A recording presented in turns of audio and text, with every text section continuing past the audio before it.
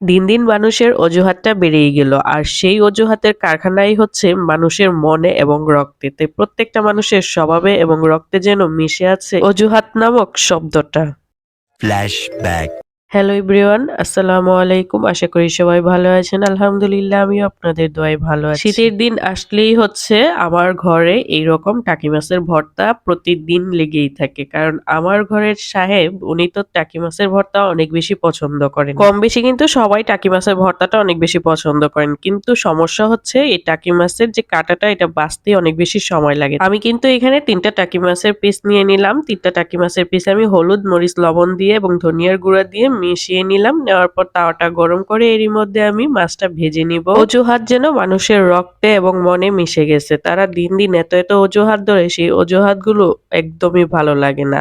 সেটা যদি যুক্তিসঙ্গত হয় তাহলে তো অজুহাত ধরলে কোনো প্রবলেম নেই। কিন্তু অযৌক্তিক কিছু কারণে যদি অজুহাত ধরে তখনই কিন্তু মন মেজাজটা একদমই খারাপ হয়ে যায়। যাই হোক, এখন আমি মাছ ভাজার মধ্যে চলে আসি। মাছগুলো এক সাইড করে নিয়ে এরই মধ্যে আমি ৩টা কাঁচামরিচ এবং কিছু পেঁয়াজ ভেজে নিব। আমি মূলত এভাবেই টাকি মাছের ভর্তাটা করে থাকি। পেঁয়াজটা একদম মচমচে ভাজা করতে হবে না, জাস্ট কাঁচা কাঁচা ভাবটা চলে যাবে সেরকমই একটা ভাজা দিয়ে নিলেই হবে। অনেকেই টাকি মাছের ভর্তাটা সজনে পাতা দিয়ে করে থাকে, আর সজনে পাতা দিয়ে টাকি মাছের ভর্তাটাও কিন্তু অনেক বেশি ভালো লাগে। টাকি মাছের ভর্তা খেতে তো ভালোই লাগে, কিন্তু কষ্টের কাজ হচ্ছে এইভাবে কাঁটাগুলো বেছে নেওয়া। আর এই কাঁটাগুলো বাছতে হবে একদম সাবধানতা অবলম্বন করে, না হলে অনেক সময় এই কাঁটা থেকে গেলে গলায় বাধতে পারে। তাহলেই তো সমস্যা, টাকি মাছের ভর্তা আর কেউ পছন্দই করবে না। সেজন্যই মূলত টাকি মাছের কাঁটাগুলো বেছে নিতে হবে। আমার বাসার সাহেবের সাথে সাথে আমারও কিন্তু এই টাকি মাছের ভর্তাটা ভীষণ প্রিয়। কিন্তু সমস্যা এই টাকি মাছ থেকে কাঁটা পরিষ্কার করাটা অনেক বেশি কষ্ট লাগে,